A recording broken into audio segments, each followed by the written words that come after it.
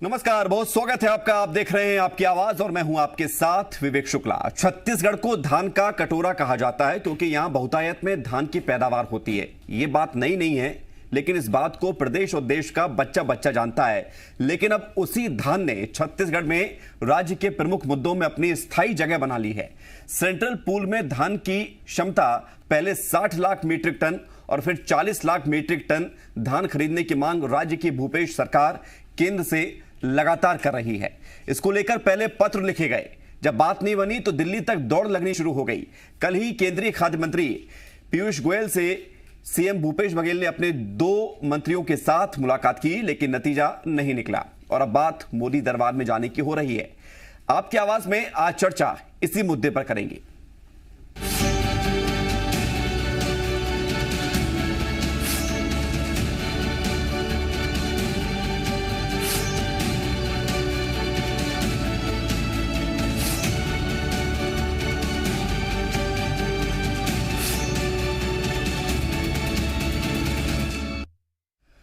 दरअसल केंद्र सरकार 24 लाख मीट्रिक टन धान से ज्यादा धान खरीदेगी या नहीं ये तो पता नहीं, लेकिन अब इस पर राजनीति खूब हो रही है।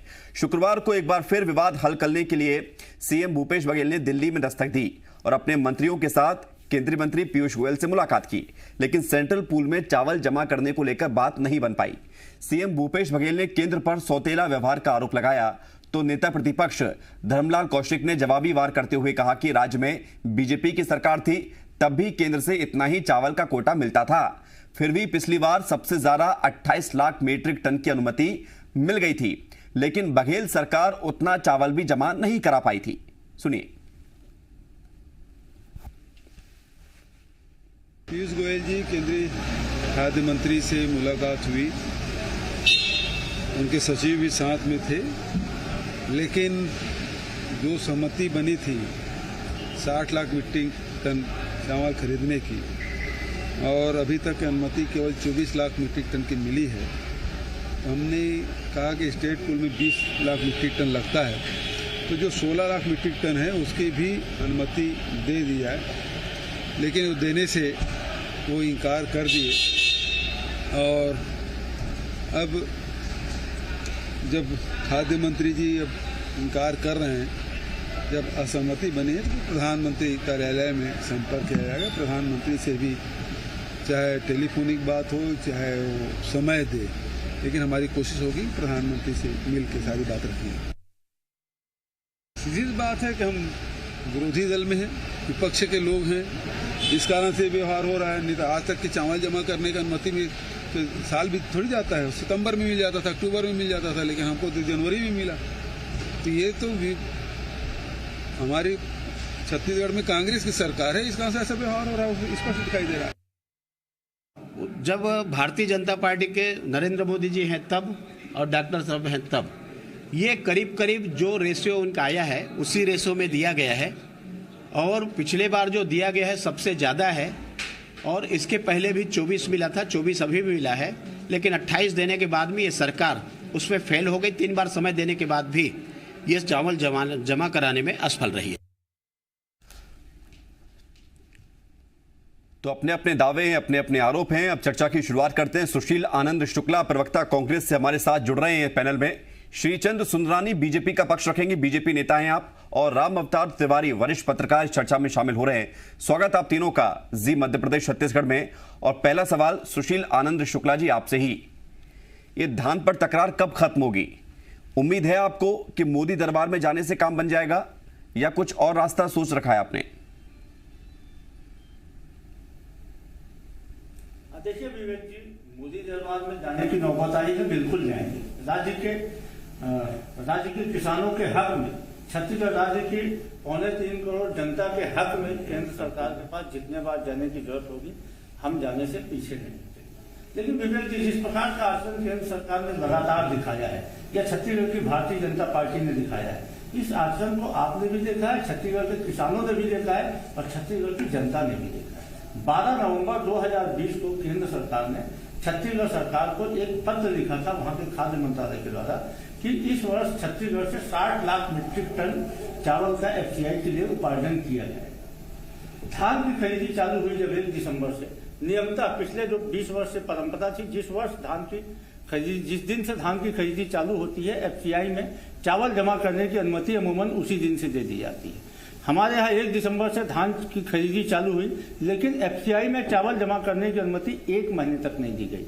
माननीय मुख्यमंत्री ने जब केंद्रीय खाद्य मंत्री को पत्र लिखा, यहाँ तक कि माननीय प्रधानमंत्री जी को जब फोन किया, तब उसके बाद केंद्रीय पूल में, सेंट्रल पूल में चावल जमा करने की अनुमति दी गई, वो भी 60 लाख की जगह मात्र 24 लाख मीट्रिक टन। भाई इस चीज की कटौती क्यों की गई?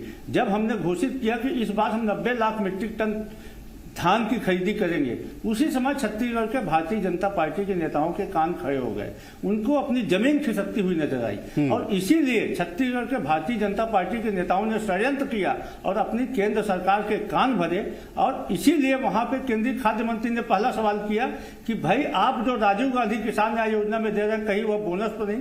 जब हमने स्पष्ट किया बोनस नहीं है, वो 10,000 रुपए प्रति एकड़ के हिसाब से अतिरिक्त सहायता है, वो धान का बोनस नहीं है, तो 24 लाख की स्वीकृति दी गई और 60 लाख को भी कटौती कर दी। नहीं तो धर्मलाल कौशिक जी तो ये कह रहे हैं, सुशील जी, कि पिछले बरस 28 लाख मीट्रिक टन की अनुमति मिली थी। हाँ बोलिए, कंप्लीट करिए विवेक जी। आधा मिनट। 28 लाख में से 26 लाख मीट्रिक टन चावल हमने जमा कर दिया। 2 लाख मीट्रिक टन उसना चावल, जो कि कोरोना के कारण छत्तीसगढ़ में उसना की मिलिंग कम होती है, इसलिए उसको नहीं किया जा सका। उसमें से भी मात्र सिर्फ 90,000 मीट्रिक टन चावल है, जो कि इस वर्ष में समायोजित किया जा चुका है। दूसरी बात यह है विवेक जी कि केंद्र सरकार ने को यदि मान लो हमने 2 लाख नहीं जमा किया था, 2 लाख मीट्रिक टन, तो 1 लाख की कटौती करते, 2 लाख की कटौती करते, 3 लाख की कटौती करते। आपने सीधे 60 लाख को 24 लाख मीट्रिक टन कर दिया और छत्तीसगढ़ के 9 सांसद किसी की आवाज नहीं उठी अपने किसानों के हक में। छत्तीसगढ़ के किसी नेता की आवाज नहीं उठी। 28 लाख नहीं कर पाए। छत्तीसगढ़ में कांग्रेस की सरकार है, इसीलिए मैंने आपको वक्त दिया है। एक सवाल मेरा और आपसे, उसके बाद फिर श्रीचंद सुंदरानी जी से सवाल पूछूंगा मैं, क्योंकि केंद्र में सरकार बीजेपी की है। जब आप उस वक्त 28 लाख मीट्रिक टन चावल तय समय पर नहीं कर पाए, वजह आप कुछ भी गिना रहे हो, तो अभी आपको 60 लाख मीट्रिक टन चावल सेंट्रल पूल में जमा कराने की आवश्यकता क्या है, जब आपकी इतनी क्षमता ही नहीं है कि आप चावल जमा करा सके उतनी? विवेक जी, हमने इस साल 92 लाख मीट्रिक टन धान की खरीदी की है सेंट्रल पूल में। जब आपने 60 लाख पिछले साल कितनी की थी? 85 लाख मीट्रिक टन जमा करने की। तब आप इसके साथ तो हमने 28 लाख में 26 लाख जमा किया विवेक जी। कोरोना काल था, पूरे देश में अन्य जगह की अपेक्षा हमारा परफॉर्मेंस सबसे बेहतर था और शेष भी हमने 60,000 मीट्रिक टन उसमें हमने नान के अकाउंट में जमा किया। 90,000 मीट्रिक टन चावल की जो शेष बचत थी उसको इस साल समायोजित किया। ठीक है, लौट रहा हूं मैं आपके पास। श्रीचंद सुंदरानी जी, और इस चीज की क्वेरी, ठीक है, जवाब ले लेते हैं। इसकी क्वेरी केंद्र सरकार नहीं कर रही है, इसकी क्वेरी धर्मलाल जी कर रहे हैं। ठीक है, जवाब ले लेते हैं। श्रीचंद सुंदरानी जी, छत्तीसगढ़ में कांग्रेस की सरकार है, तो क्या केंद्र सरकार सौतेला व्यवहार करेगी? ये आरोप लग रहे हैं। बिल्कुल सौतेला व्यवहार नहीं कर रही है। ये आरोप तो इनका हर मुद्दे पे लगता है, चाहे वो किसान का मामला हो, चाहे इंडस्ट्री का मामला हो, चाहे नगर निगम का मामला हो, सीधा मोदी जी पे आरोप करते हैं। ये कांग्रेस की परंपरा बन चुकी है। जहां तक 24 लाख मीट्रिक टन चावल खरीदने की बात है, बीपीएल में भी 20-22 लाख मीट्रिक टन चावल इसमें यूज होगा, वो भी केंद्र के खाते का है। और इनके पास तो इतना चावल तैयार ही नहीं होता। क्या इन्होंने मिलिंग करा के क्या अभी तक दे दिया क्या 24 लाख मीट्रिक टन चावल? ये बात भर करते हैं 60 लाख मीट्रिक टन का एक हवा बना के रखा है। क्या ये बता सकेंगे कि डॉक्टर रमन सिंह जी की सरकार 10 साल तक मनमोहन सिंह जी की सरकार थी, डॉक्टर रमन सिंह जी की सरकार रहते हुए कभी इन्होंने 24-25 लाख मीट्रिक टन चावल से अधिक खरीदा था क्या केंद्र ने? लेकिन ये बात करते हैं 60 लाख मीट्रिक टन चावल की। ठीक है, जरूरत रही होगी केंद्र सरकार को, लेकिन वो अन्य राज्यों से पूर्ति हो गई होगी, इसलिए इनका, क्योंकि पिछली बार 2 लाख मीट्रिक टन चावल नहीं दे पाई है, तो इनकी क्षमता नहीं है, ऐसा मानकर दूसरे राज्यों से व्यवस्था कर ली होगी केंद्र सरकार ने।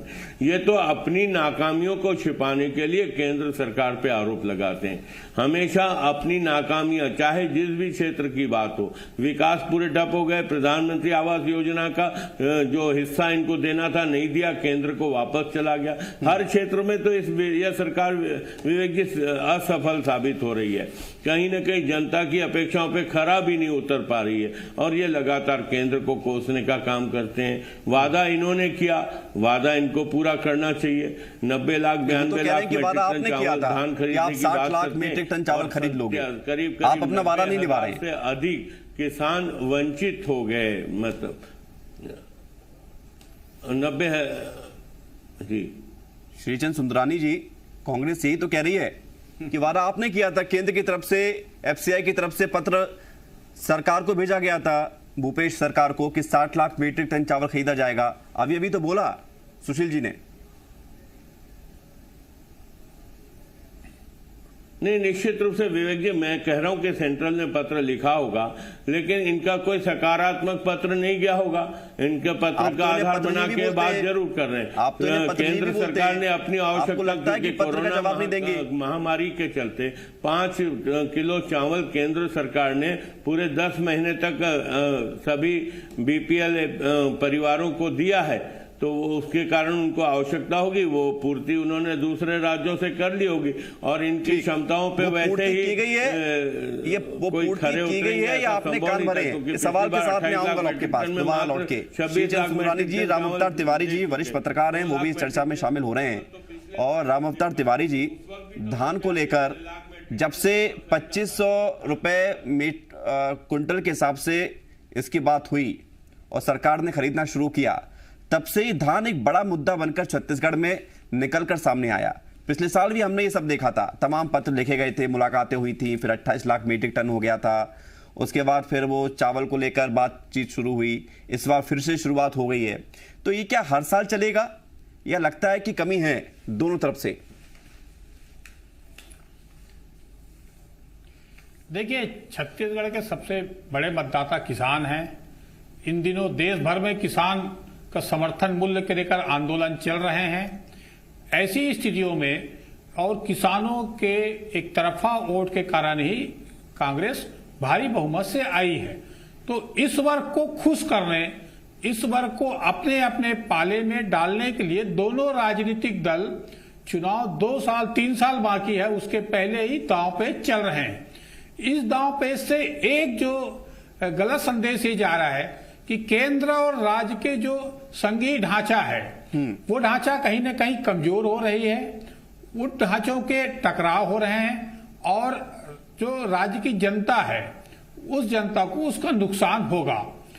इस जो व्यवस्था है, देखिए केंद्र में और राज्य में अलग अलग सरकार होने के बाद पिछले 2 दशकों से देखेंगे तो ये धीरे धीरे बढ़ता जा रहा है। जिस राज्य में केंद्र की सरकार है और राज्य में अलग है, तो दोनों के बीच जो वैचारिक मतभेद है वो वैचारिक मतभेद जो होनी चाहिए वो है, परंतु उसके अलावा उनको कमजोर करने और अपने को मजबूत करने की जो रणनीतियां चलती है वो रणनीतियां चुनाव के दौरान चलनी चाहिए, मगर चुनाव के पहले से चलते चलते वो कहीं न कहीं नुकसान होता है और प्रदेश की जनता को नुकसान होता है। वही नुकसान इस मुद्दे में भी दिखने लगा है। तो इस रणनीति को नहीं अपनाते हुए एक संवाद के जरिए एक अच्छे वातावरण में इसको अगर काम किया जाए, केंद्र और राज्य के दोनों के प्रतिनिधियों के बीच, भाजपा के यहाँ सांसद, यहाँ के मंत्री, सरकार, दोनों के बीच ऐसी कोई रास्ता निकालनी चाहिए ताकि किसानों को उसका वाजिब हक मिल पाए। जो टैक्स जनता के टैक्स का पैसा है वो वास्तविक तरीके से उपयोग हो पाए और एक अच्छी योजना जो है वो। राम अवतार तिवारी जी, सवाल यही है कि संघीय ढांचे को बिगाड़ कौन रहा है और क्या हर वक्त चुनावी नफा नुकसान को देखते हुए ही फैसले लिए जाएंगे? बहुत संक्षेप में आपसे जवाब चाहूंगा। देखिए, राजनीतिक लोग हैं, राजनीति कर रहे हैं, राजनीति करनी भी चाहिए, मगर उसको चुनाव के दौरान करनी चाहिए। चुनाव बहुत करीब हो तब करिए और उसमें जनता को अहित ना हो। जिस जनता ने आपको चुनाव कर भेजा है, चुनाव जी आपको जिता कर भेजा है, तो उसके बारे में भी सोचिए। बिल्कुल। तो सवाल ये है कि पहले बारदाने को लेकर केंद्र से तकरार हुई, जितना आपकी मांग थी उतना आपको मिला नहीं। उसके बाद अब धान को लेकर जो पिछले साल भी हुआ था, इस साल फिर से हो रहा है। तो आगे क्या प्लान है आपके पास, करेंगे क्या? देखिए विवेक जी, दरअसल दिक्कत यही है, पूरे देश में किसान एमएसपी के लिए परेशान है, आंदोलित है। छत्तीसगढ़ के किसानों को उनको 2019 में 2500 रुपये प्रति क्विंटल छत्तीसगढ़ की कांग्रेस सरकार ने कैसे दे दिया अपने संसाधनों से। पीड़ा इस बात की, इसीलिए इस वर्ष बारदाना देने में दिक्कत पैदा किया गया। सारा देश जानता है बारदाना का सिस्टम क्या है, आप भी जानते हैं कि जो सेंट्रल जोन कमिश्नर की जो इसके जूट कमिश्नर वही बारदाना बांटे, पहले बारदाना देने में दिक्कत पैदा की गई। उसके बाद 60 लाख मीट्रिक टन की सहमति के बाद 24 लाख किया गया। 24 लाख भी एफसीआई में जमा करने के लिए 1 महीने विलंब इसलिए किया गया ताकि हमारे खरीदी केंद्रों में जाम की स्थिति बने। उसके बाद में षड्यंत्र पूर्वक फिर से बार बार कहने के बाद, बार बार अंदर बिने के बाद में आखिर संघीय ढांचे में राज्य क्या कर सकता है? आपको पत्र लिख सकता है, हमारे खाद्य मंत्री, हमारे मुख्यमंत्री जाकर केंद्रीय खाद्य मंत्री से निवेदन कर सकते हैं, मुख्यमंत्री से अनुरोध कर सकते हैं। हर चीज तो किया हमने, संघीय ढांचे में बचा क्या? आखिर अपने किसानों के लिए जो कुछ भी करना पड़ा हमने किया, लेकिन सिर्फ पीड़ा इसी बात की है। आगे देखिए विवेक जी, देखिए यदि ये नहीं लेंगे तो हम बिल्कुल उसका ओपन मार्केट में ऑक्शन नीलामी करके, क्योंकि हमारे किसानों की मेहनत का और हमारे जनता के टैक्स पेयर के पैसे से खरीदा हुआ धान है, हम उसे बर्बाद नहीं होने देंगे। इन्होंने तो 15 साल में 5 लाख मीट्रिक टन की सिर्फ भंडारण की व्यवस्था की है। हमने 92 लाख मीट्रिक टन धान खरीदा है, जिसमें 70 लाख मीट्रिक टन चावल बनने वाला है, तो उसकी व्यवस्था ओपन मार्केट नीलामी करेंगे। हमने तो वैकल्पिक व्यवस्था में बोला था कि हमको एथेनॉल बनाने की अनुमति दी जाए, हमारे जो एसोसिएट चावल थे वहां पर भी किंतु लगा दिया गया कि जो एफसीआई के द्वारा खरीदा गया चावल है उससे ही एथेनॉल बनेगा। तो कहीं न कहीं बार बार जो है परेशान करने की नीयत है, सिर्फ इसीलिए कि यहाँ विपक्षी दल की सरकार है। 15 साल तक आपकी सरकार थी, उसमें 10 साल तक यूपीए की सरकार थी और हमने कभी भेदभाव नहीं किया। जो बोलते हैं कि 25 लाख मीट्रिक टन 24 लाख तो उस समय गए, तो भाई साहब सिर्फ 27 लाख से शुरू करके इनके द्वारा 50 लाख मीट्रिक टन से अधिक धान कभी नहीं खरीदा गया। इनका एवरेज 50 लाख मीट्रिक टन का। आपके पास श्रीचंद सुंदरानी जी, ये सारी पॉलिसी छत्तीसगढ़ को लेकर ही है केंद्र की या सभी राज्यों के लिए बराबर है? देखिए, ये 50-55 लाख मीट्रिक टन की बात करते हैं। छत्तीसगढ़ राज्य चला 5 लाख मीट्रिक टन से 16 लाख मीट्रिक टन पे कांग्रेस की सरकार ने हमें सरकार सौंपी थी। हमने 75 लाख मीट्रिक टन तक चावल धान खरीदा, लेकिन यह हमेशा कांग्रेस विपक्ष में यह आरोप लगाती थी कि बाहर के कोचियों का धान छत्तीसगढ़ की सरकार खरीद रही। तो आप 92 लाख मीट्रिक टन ये खरीदने की बात कर रहे हैं या खरीदा है, तो ये कहां का धान है? जब हम 75 लाख मीट्रिक टन धान खरीदते थे तो सुंदरानी जी जो 92 लाख मीट्रिक सवाल तो सुनिए, ये कहां का है? श्रीचंद सुंदरानी जी आरोप लगाने के लिए राजनीति करते हैं, इनके मन में सच्चाई नहीं है। कहीं न कहीं मोदी सरकार, अब सवाल तो सुन लीजिए श्रीचंद सुंदरानी जी, जनता के बीच सुंदरानी जी, और ये बार बार ये बात करते हैं कि यहाँ 9 सांसद है। कब मुख्यमंत्री सिर्फ मीडिया में बात करते हैं, कभी 9 सांसद भारतीय जनता पार्टी के और 2 राज्यसभा के सांसद, कभी 11 सांसदों को मुख्यमंत्री जी ने बुला के विचार विमर्श किया क्या? अच्छा, तो बुला लेंगे तो आप मान जाएंगे क्या? कभी दिल्ली अगर बुला लेंगे तो डॉक्टर रमन सारी गलतफहमियां दूर हो जाएंगी। रहते हुए सुंदरानी जी, आवाज मिल पा रही है आपको? बात होती थी तो छत्तीसगढ़ के सारे सांसद, उसमें कांग्रेस के सांसदों को भी बुलाया जाता था। सुंदरानी जी, आवाज मिल पा रही है आपको? जी विवेक जी, सवाल मेरा यही है, मिल रही बीच में। सवाल मेरा ये है कि ये सारी जो आप नीति बता रहे हैं, पहला सवाल तो यही है कि क्या सभी सांसदों को बुलाकर यदि मुख्यमंत्री भोज करा दें या बातचीत कर लें तो क्या ये गतिरोध खत्म हो जाएगा? अगर ऐसा है तो मैं बोलूंगा सुशील जी से कि क्यों नहीं सबको बुला लेते हैं। दूसरा ये कि क्या ये नीति सिर्फ छत्तीसगढ़ के लिए है या सभी राज्यों के लिए बराबर है? देखिए, सभी राज्यों के लिए बराबर है विवेक जी, और कहीं पे कोई अड़चन आती है केंद्र और राज्य के बीच में, अगर कहीं न कहीं सौहार्दपूर्ण वातावरण नहीं बना है तो उसमें मुख्यमंत्री जी जिम्मेदार हैं। मुख्यमंत्री जी को चाहिए, भारतीय जनता पार्टी के नेता विपक्ष में हैं, विपक्षी दल का सहयोग लेना चाहिए, विचार विमर्श करना चाहिए। सहयोग ठीक है। एक आखिरी कमेंट, 1 मिनट रह गया सुशील जी के साथ, आखिरी 1 मिनट जवाब तो सुन लीजिए। सुशील आनंद शुक्ला जी वो कह रहे हैं सहयोग लीजिए हमारा, आप कहते हैं सहयोग देते नहीं है। देखिए विवेक जी, इन 9 सांसदों को छत्तीसगढ़ के इन्हीं किसानों ने चुना है। क्या उनका दायित्व नहीं बनता है कि इनके धान की खरीदी के लिए इनसे सेंट्रल पूल के चावल में जो कटौती, तो आप जो दिल्ली की दौड़ लगा रहे हैं, इन्हीं सांसदों को बुला लीजिए ना सबसे पहले। सरकार है तो ये तो बाद ये तो जैसे यहाँ मुख्यमंत्री जी 60 लाख की बात करते हैं, उसमें रंगाबाजी करते हैं, नहीं क्यों खरीदेंगे चावल? अरे भाई साहब, ये अभी सुंदरानी जी बोल रहे थे कहां से आया ये 92 लाख? ठीक है, तो समय समाप्त हो गया है, लेकिन उम्मीद यही है कि धान पर गतिरोध खत्म होगा सुशीदान शुक्ला जी, बहुत शुक्रिया आपका हमारे साथ जुड़ने के लिए। श्रीचंद सुंदरानी जी और रामअवतार तिवारी जी, आपका भी धन्यवाद इस चर्चा में हिस्सा लेने के लिए। तो धान पर तकरार लगातार जारी है। अब ये तकरार कहां जाकर खत्म होगी, ये वक्त ही बताएगा।